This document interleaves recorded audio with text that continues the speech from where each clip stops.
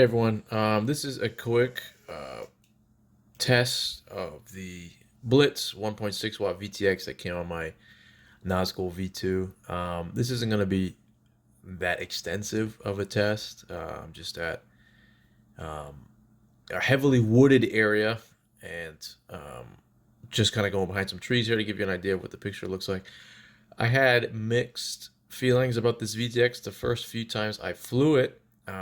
One was at home and one was at the spot near my house, a school, and I had very bad breakup not too far away from me. But I think there must have been some type of interference or some other external factors getting in the way, because other than those two places, it's performed relatively well.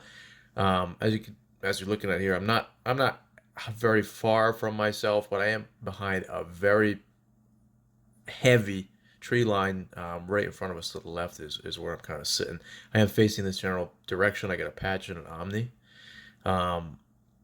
But that's completely flyable for me. I'm sure a lot of the analog folks would agree. I'm sure digital folks would be like, I don't know how you're still up in the air, but definitely not too bad. We're coming back now. Yeah, see those trees to the left? I'm behind that big old tree right there. So all those trees were in the way. I should have mentioned that earlier if you want to go back and take a look at it again. But now I'm flying behind myself. I mean, this is just all open area, so it's not really showing much. I am directly behind myself though, and now there's a couple trees in the way. I have a long-range Lumineer Omni. That's what I'm operating on here behind myself. Not the best. Wish it was a little bit better, but my setup isn't also not the best, so that could be um, a case for some of this breakup that's just not going away. And I'm sitting underneath the tree as well. So yeah, I mean overall, I'm gonna do more testing as far as penetration is concerned with like buildings, but for wooded areas, tree coverage definitely not bad.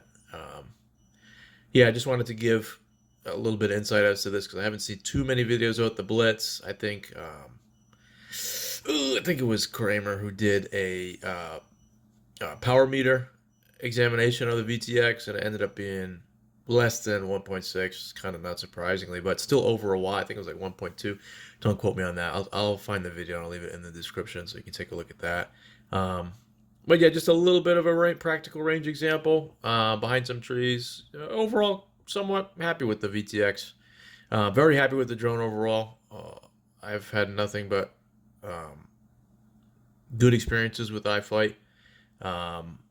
And yeah, hopefully that helps anyone who's looking it up.